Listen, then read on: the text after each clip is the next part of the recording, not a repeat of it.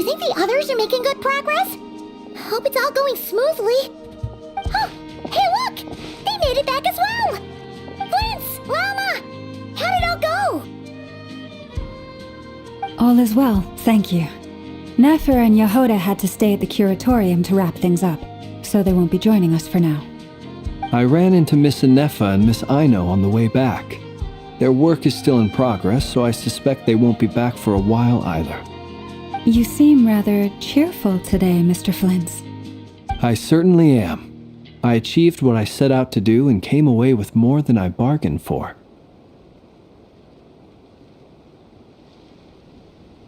Fighting alone can get quite tedious, but I had the good fortune to run into a pair of brave young warriors. We meet again. How have you been? Albedo! What are you doing here? Thankfully, tracking you down turned out to be a lot simpler than we envisaged. These two courageously lent me a hand while I was fighting the wild hunt. When they told me they were Servarka's colleagues, it all made sense. And given how people of outstanding talent tend to cross paths, it's no wonder you're already acquainted. So, who's your travel buddy, Albedo? Why don't you come and introduce yourself?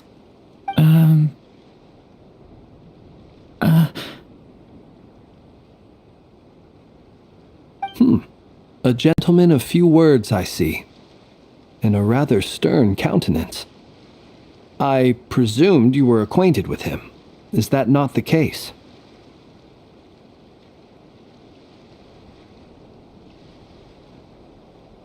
It's nice to meet you. Again.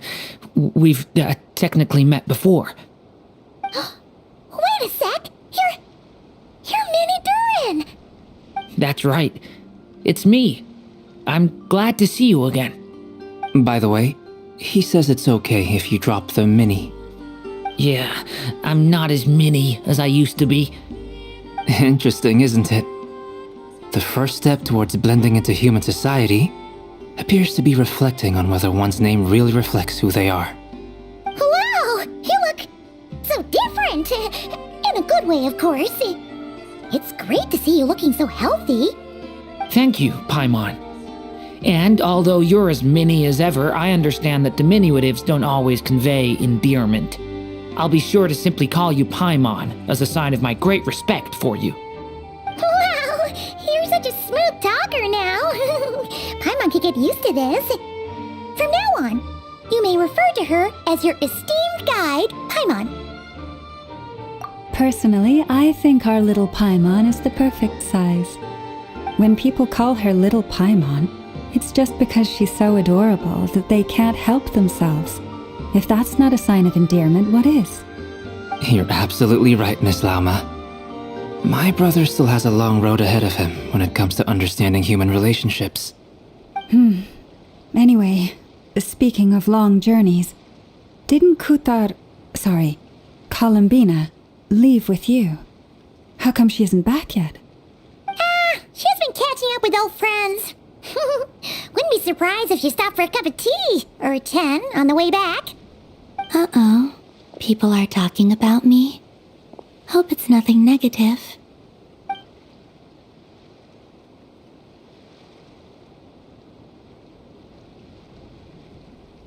Judging from your expressions, I'm guessing it all went well? It's getting crowded here. I'll go grab some chairs. No need. This is a job for an alchemist. I'll whip some up momentarily. Thank you for your hospitality, ladies and gentlemen, but I was merely escorting my friends back. I'll be meeting Zendrone shortly, as we still have some things to discuss. It's been a pleasure, everyone. But this is where I'll say goodbye. We really appreciate your help. Oh, come on. Spare the formalities. I'm just glad I could help out some true friends. I understand. Well, bye for now, Harlequino.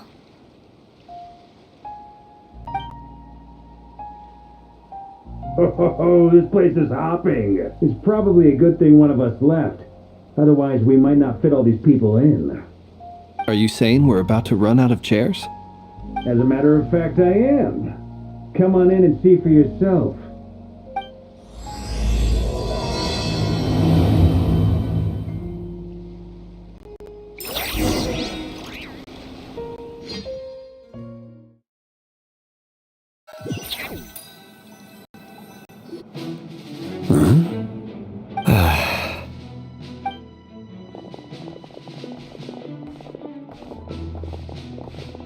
I overheard your little chit-chat outside, by the way.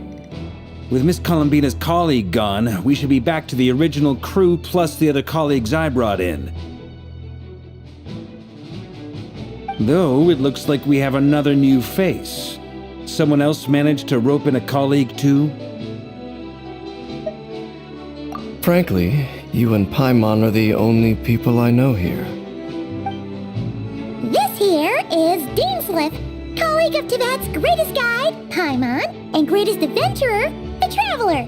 Well, not exactly colleagues, more sort of friends. When someone else jumps in to do the announcing, you know you're speaking to someone important. Let's hear what he has to say. Note to self. Once Paimon knows your name, the rest of the world will soon follow. When he comes looking for us, it's usually something important. Paimon's guessing you've heard about the Wild Hunt, then. From the looks of it, you're about to hold a meeting. If I were to say that the Wild Hunt is our mutual enemy, would that earn me a seat at the table? As the saying goes, the enemy of my enemy is my friend. Mr. Dainsliff, there's a seat with your name on it. Though, I can't promise the same for everyone else. Hey, Albedo, think you can rustle up a couple more chairs? After all this time apart, Grandmaster Varka's first order is to rustle up a couple more chairs. I've missed this. Is he being sarcastic? Hey, he's your brother. Why are you asking us? I've still got a lot to learn about the nuances of human conversation. Trying to decipher Albedo's way of speaking has been like jumping in at the deep end. Oh, good point. Paimon gets you now. Don't sweat it. There are people who go their whole lives without getting the hang of it. You're ahead of the game already. I wonder what's taking Nefer so long. Perhaps you should go and check in with her. If anyone can hurry her along, it's you. I just got back from the curatorium. Besides, aren't you curious to see what's taking her so long? Miss Nefer doesn't strike me as the type to share secrets. And since gathering intel is her specialty, I'm guessing she'd prefer to keep her methods confidential. Under such circumstances, would it not be tactless for me to impose? Oh, but it's fine for me to impose. What can I say? You have an unrivaled ability to garner people's affection, Miss Moonchanter. Besides, you have far more in common with her than I do. All right then. Impressive. She barely fought back at all. I admire your powers of persuasion, my friend. As I'm sure Miss Lauma will realize soon enough, the trick in life is to always pitch in with other people's responsibilities so that you can be selective with your own. Another trick is to simply hide in the background. Spoken like a true sage. Anyway, looks like we've got some time to kill before the meeting. Let's take a little breather, folks. And feel free to chat amongst yourselves. We'll get down to business once the other two arrive.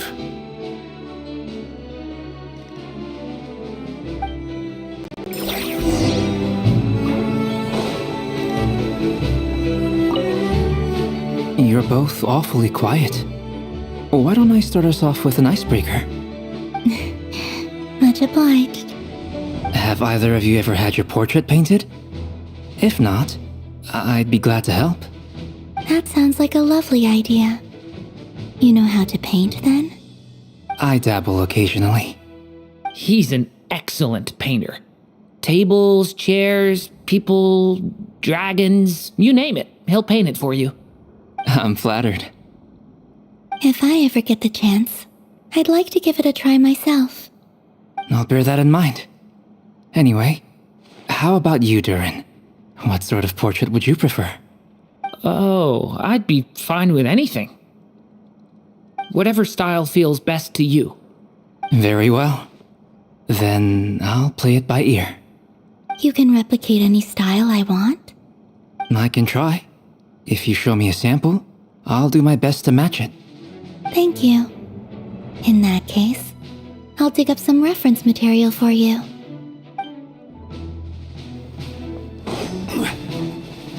Is there something you'd like to say to me? Yeah! For starters, why'd you just show up here without even giving us a heads up? If you think back to our previous interactions, you may recall that that's hardly out of character for me. You do have a point there. Oh yeah! You'll need to find somewhere to stay the night too, right? Want to tag along with us? You never know. We might get a group discount. Sure, let's do that. Great! Paimon will handle it! And in return, we can get Dainslift to be our very own personal bodyguard. If that's what you had in mind, you should have said so sooner. I'd be happy to help. Oh, okay then. Paimon was only kidding, but good to know. Anyway, since we're all here together, we might as well watch each other's backs. That's just what friends do, right? Indeed. Thank you.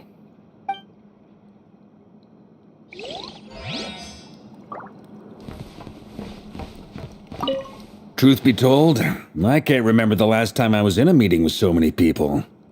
You're not alone there, my friend. The Lightkeepers also struggle to bring everyone together for a serious discussion. I don't doubt that. I've only ever met two Ratniki, one being you, and the other being that young guy, Itlua. Itlua is a good apple, I'll give him that. He's kind, honest, and regularly delivers supplies to my lighthouse. A true Ratnik to the core. In that sense, he puts me to shame. So you're what? A fake Ratnik? That's what it sounds like you're saying. But I get the feeling that's not quite what you meant.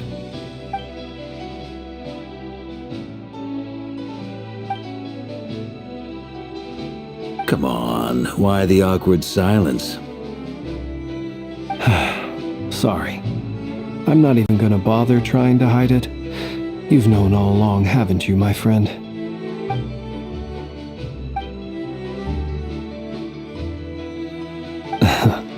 Now that was an awkward silence. Let's just keep this between ourselves. Probably best if Itlua doesn't know, huh? That goes without saying. Gotta be careful what you share with youngsters, after all. Anyone else in the know? Let me guess.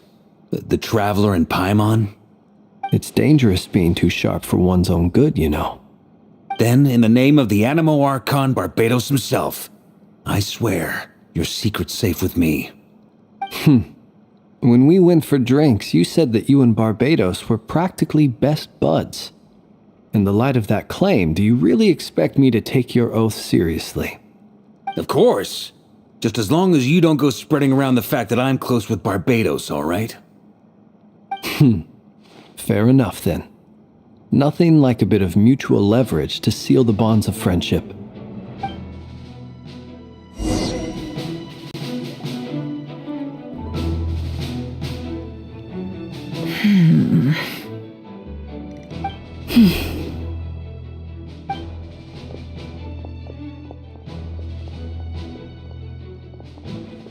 Ah, Miss Nefer, you made it after all. But what about Yehoda? I'm here to give you an update on how things are going on our end. Once this is over, I'll be heading straight back to continue my work. I left Yehoda back at the curatorium to watch over things while I'm gone. So much for just this once.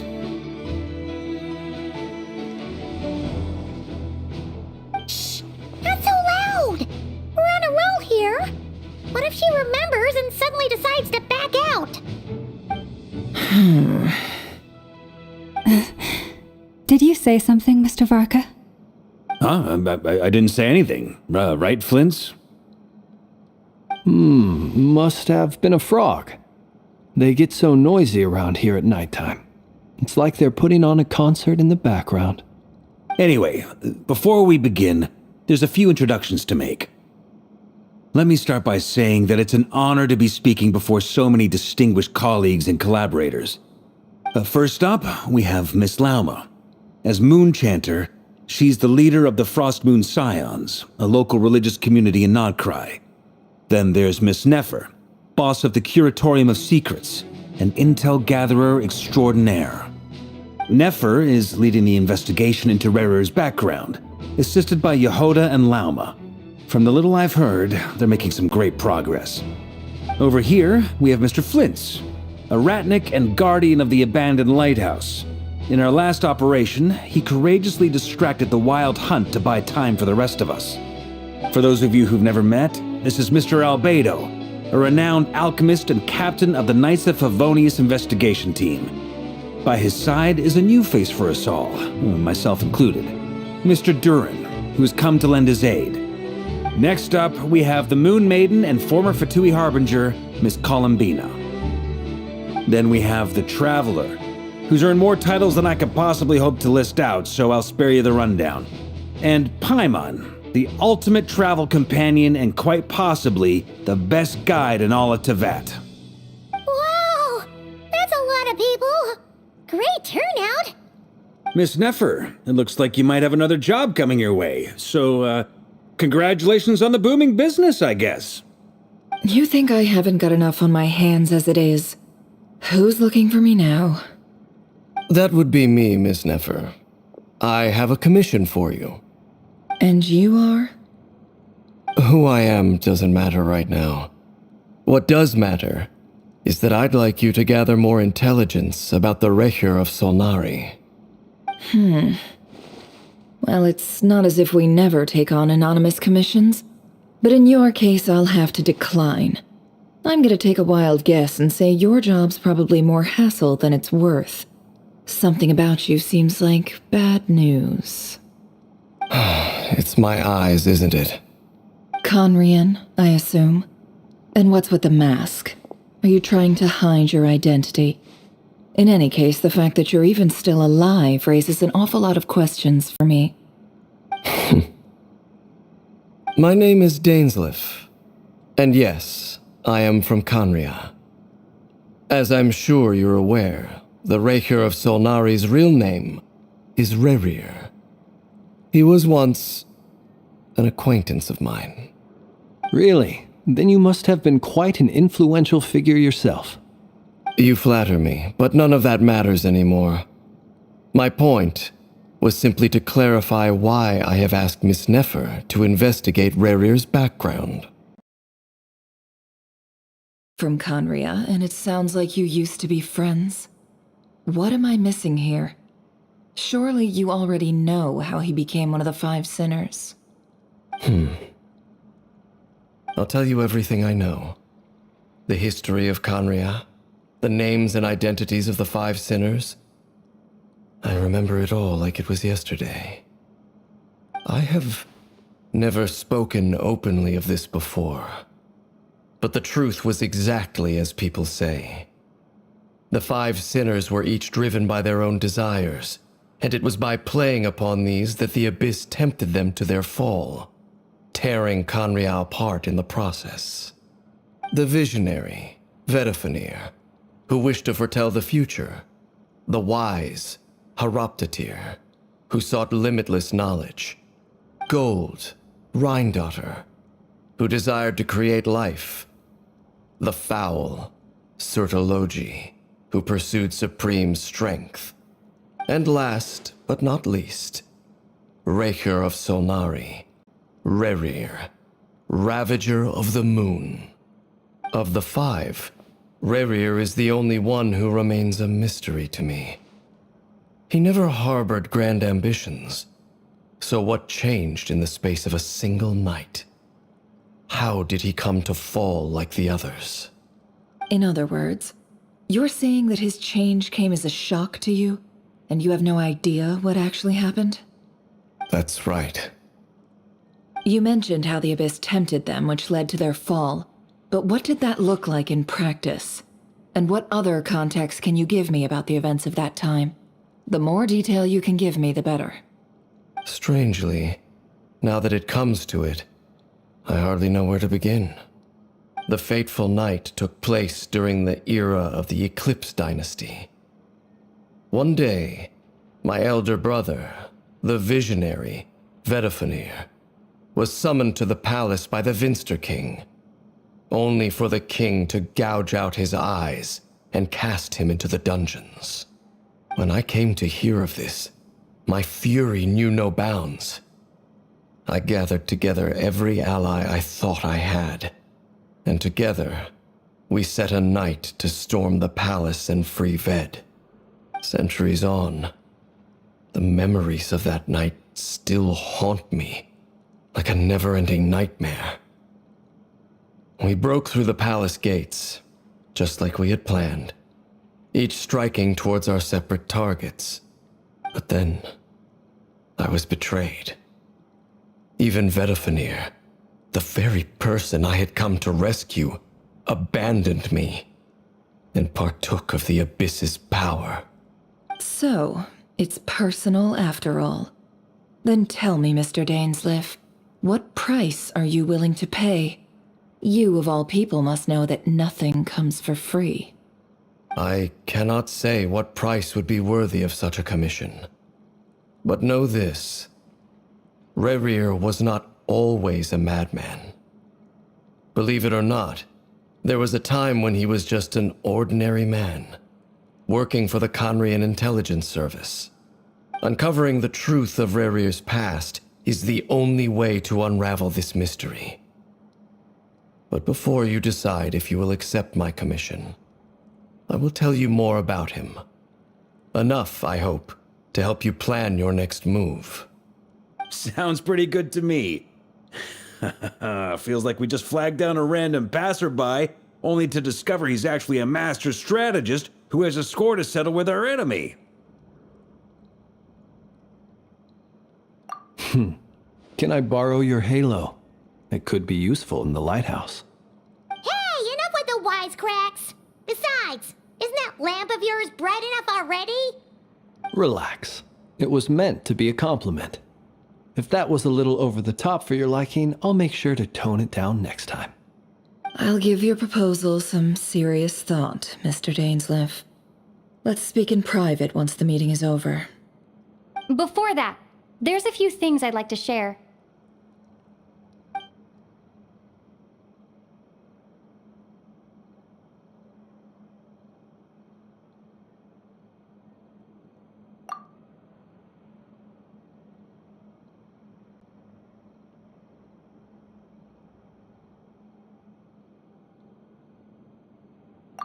Now that we've united the hearts of the three moons, your power should be greatly enhanced. But it seems like that hasn't happened yet. I believe it will take a little longer. You've done so much for me, so I want to be completely honest with you all. Even though I'm doing a lot better now, the truth is, my recovery will likely be an ongoing process. From the moment I was born, my power has been slowly ebbing away. And that is because Tevat has never accepted me. Even with the moons united as one, it seems my rejection cannot be undone. So far, I have yet to find a solution. It may turn out to be a problem that will plague me until the day I finally leave this place behind. Even so, I will do everything in my power to help you drive out the Rayhir of Solnari. As Arlecchino put it, this is not about chasing the spoils of victory. It's just a gesture of heartfelt gratitude. Kutar.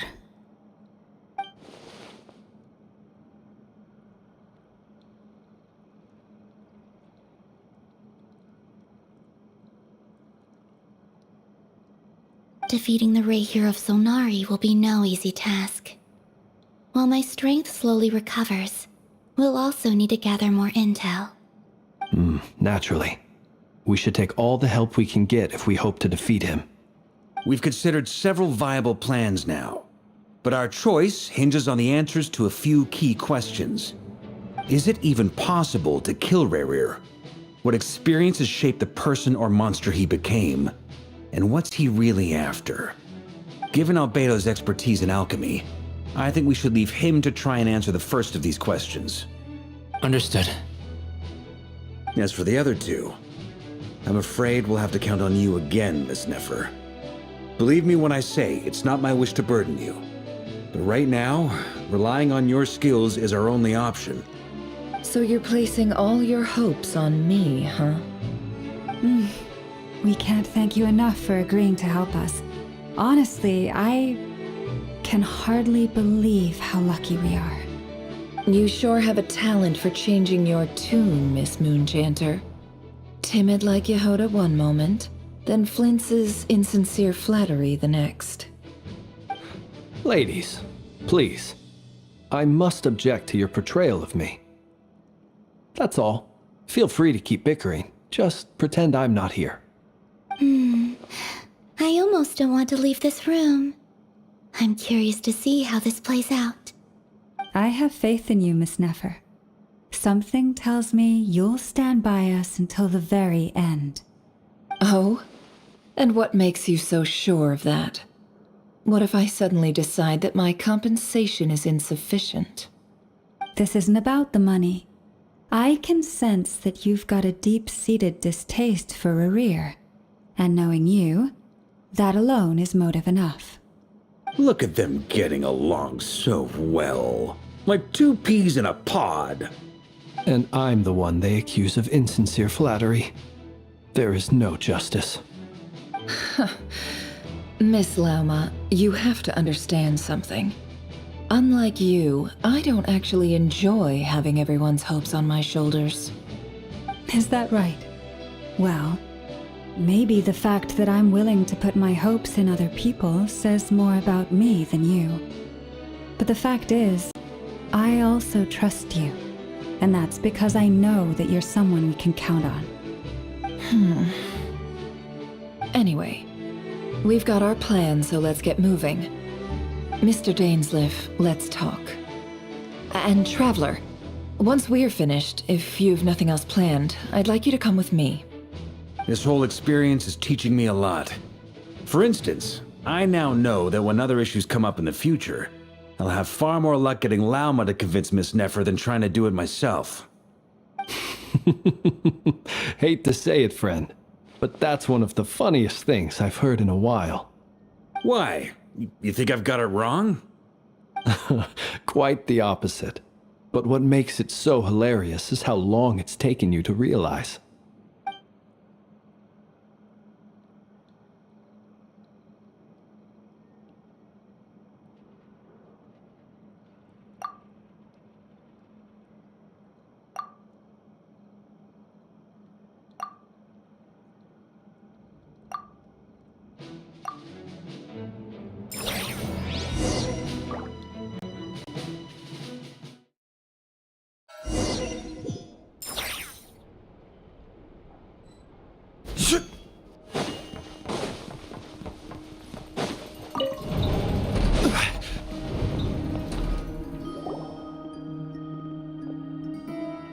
Thank you for waiting. It's okay. We actually used the time to help Dainsleif get a room at the hotel. That's very considerate of you. Now, I trust you share my curiosity about Rerir's past, and you seem fairly familiar with Mr. Dainsleif already. We spoke at some length after the meeting. He was the one who suggested I should invite you to join this operation. He feels confident that these secrets will be safe with you. Dane has a lot of faith in us, that's for sure. Likewise. I appreciate that you got right on board without interrogating me about why I invited you. It shows that you trust me to explain everything in due course. That's because we know what you're capable of. We appreciate you too, Nefer. You might have been forced to help in the beginning, but this time, it was your choice. That's one way to put it. Another is this, that once a decision's been made, it's set in stone. After that, my only goal is to see it through. Alright, so here's how it is. I'm going to access Rerir's thoughts again using my confidential method.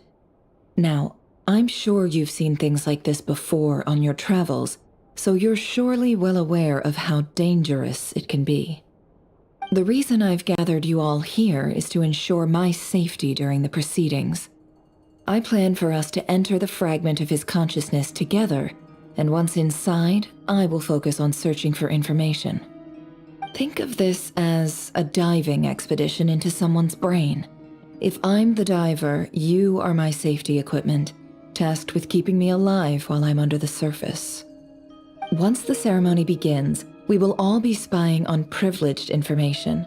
But in the interests of safety, you must remain absolutely silent at all times. We will discuss our observations after the ceremony has concluded. Lastly, any individuals of a weaker constitution are advised not to partake in the ceremony. In any case, Paimon has her own job to do, which requires staying in the room but not joining the ceremony.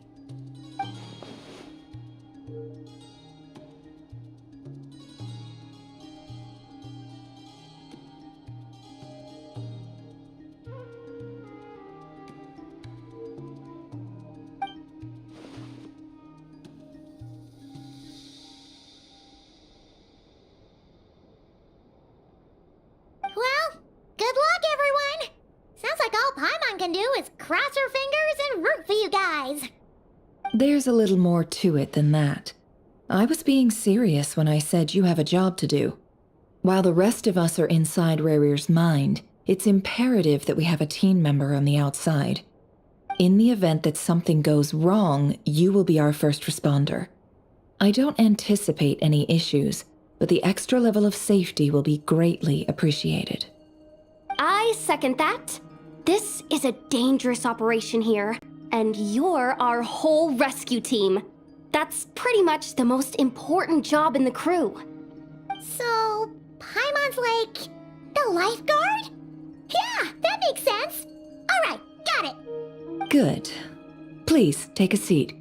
We'll get started momentarily.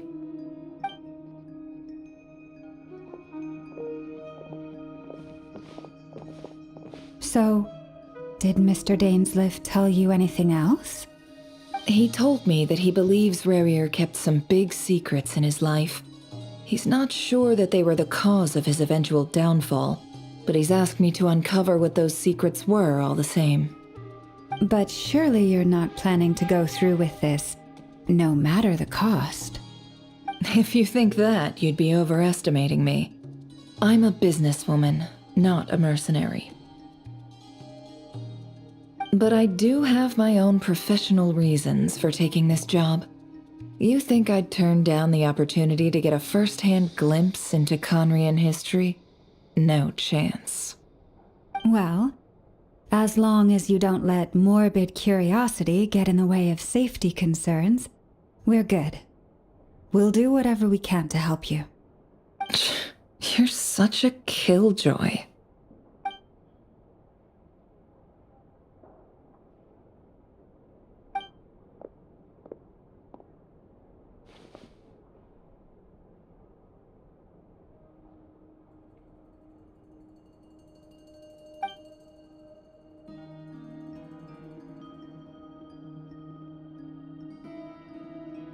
All right, I'm good to go.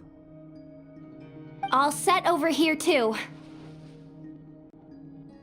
Promise, Paimon, you'll be extra careful. All right. Let your whole body relax. We're about to begin. Close your eyes.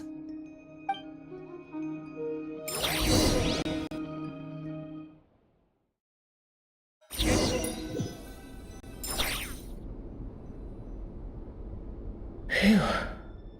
Could this be his office? Pretty standard setup. Bookshelves, paperwork, files. According to Dainsleif, Rarir used to be an intelligence operative. Chances are there's plenty of top secret intel stashed away in this room. Is this where you keep your secrets, Rarir? Can't say I'm not looking forward to this.